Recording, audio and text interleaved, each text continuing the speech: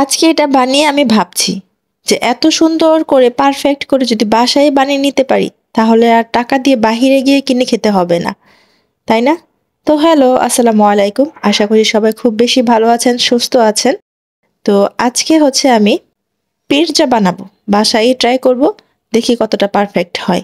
তো তার জন্য আমি হচ্ছে এখানে একটু পানি নিছি, নিয়ে এর মধ্যে সামান্য চিনি আর হচ্ছে ইস্ট গুলিয়ে নিব। আমি অ্যাকচুয়ালি আমার মতো করে নিচ্ছি। হয়তোবা এটা অনেকে অন্যভাবে বানিয়ে থাকতে পারে। যাই হোক, তো আমি এখানে হচ্ছে ইস্টটাকে গুলিয়ে নিচ্ছি, নিয়ে এর মধ্যে হচ্ছে আটা দিয়ে দিব। তো আটাটা হচ্ছে আমি ১ কাপ দিয়ে আর অল্প একটু দিয়েছি। আ দিয়ে এর মধ্যে হচ্ছে এখন লবণ দিয়ে দিব। দিয়ে ভালোভাবে মিক্স করে নিব।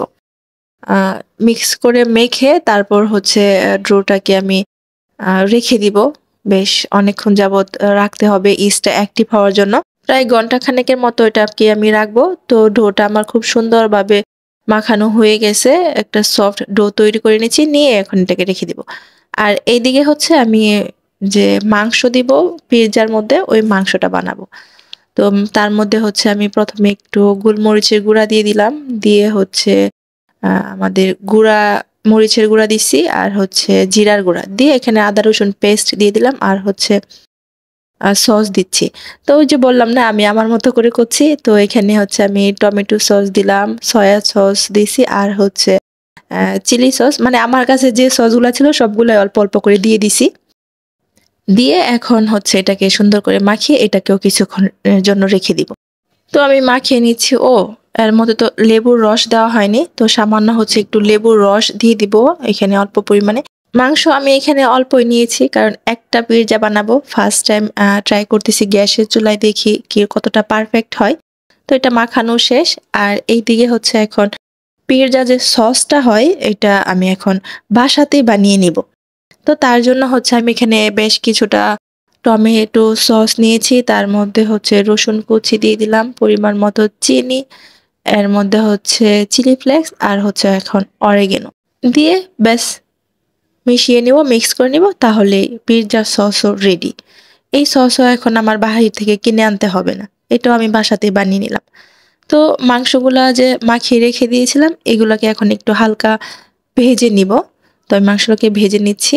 আর এইদিকে আমার ওই ডোটাও একদম অ্যাক্টিভ হয়ে গেছে। ফুলে ডাবল হয়ে গেছে, দেখেন কতটা সুন্দর হইছে। এখন হচ্ছে আমি একটা পিৎজা রুটির মতো বানিয়ে নিব। সেটা আমি হাতেই চেপে বানিয়ে নিব। আর এটাকে বেলুন দিয়ে বানাতে হবে না। একটু সময় লাগবে আরকি। তো বানানো হয়ে গেছে। এখন হচ্ছে আমি কাঁটা চামচ দিয়ে এরকম ছিদ্র করে দিচ্ছি। দিয়ে এর মধ্যে হচ্ছে আমি যে ওই পাতিলের মধ্যে আমি একটা ননস্টিকের পাতিল নিয়েছি, এটার মধ্যে বসাবো। তো এটার মধ্যে হালকা একটু তেল ব্রাশ করে দিয়েছি। আর হচ্ছে যে যেগুলো আমি দিয়ে পিৎজাটা সাজাবো এগুলো এখানে কেটে নিয়েছি।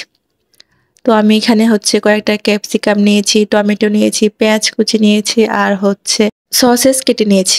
তো পিৎজা যে সসটা বানিয়ে রেখেছিলাম সেই সসটা সুন্দর করে পিৎজা ডোর উপর, রুটির উপর আমি মিক্স করে দিলাম। দিয়ে এর মধ্যে হচ্ছে এখন আ যেগুলা দিয়ে সাজাবো পিৎজাটা সেগুলা দিয়ে সাজিয়ে নিচ্ছি। ক্যাপসিকাম, টমেটো, পেঁয়াজগুলোকে আমি রিং করে কেটে নিয়েছি। তো আমার ঘরের মধ্যে যা ছিল আমি তা দিয়েই বানাচ্ছি। তো ট্রাই করি, দেখি কিরকম হয় গ্যাসের চুলার মধ্যে। তো মাংসগুলো আমি এখন উপর দিয়ে দিচ্ছি সুন্দর করে। তো আমি এখানে ২ টা লেয়ার দিব। তার জন্য ১ম এ অল্প একটু দিলাম। দিয়ে এখন হচ্ছে সসেস গুলাও দিয়ে দিচ্ছি। আমি এটা বানিয়ে সত্যিই খুব অবাক হয়ে গেছি যে গ্যাসের চুলায় বাসাতে এত সুন্দর করে বানানো যায়, তাহলে আর টাকা খরচ করে গিয়ে বাহিরে খেতে হবে না। আমি বাসাতে যখন আমার ইচ্ছা হবে আমি বানিয়ে খেতে পারবো। একদম বাহিরের মতো পারফেক্ট সুন্দর হয়।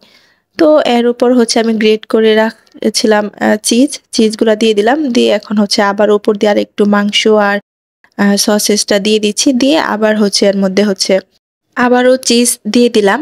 আর পিৎজাতে যত বেশি চিজ দেওয়া যায় তত বেশি খেতে মজা হয়। তার জন্য আমি বেশি করে চিজ দিয়ে দিচ্ছি। আর হচ্ছে এখন উপর দিয়ে চিলি ফ্লেক্স আর হচ্ছে অরিগ্যানো দিয়ে দিব। দিয়ে এখন এটা বসিয়ে দেওয়ার পালা।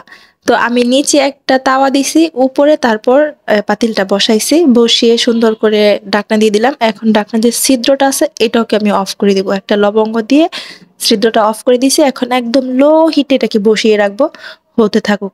অলরেডি পিজ্জা আমার অনেকটা হয়েই আসছে, দেখা যাচ্ছে কতটা সুন্দর হয়েছে, পারফেক্ট দেখেন। তো ভাবছি ঘরেই যেহেতু এত সুন্দর করে বানানো যায়, বাহিরে গিয়ে আর খাওয়ার কি দরকার। তার জন্য এখানে আমি একটু মেয়োনিজ আর একটু সস নিয়ে নিলাম।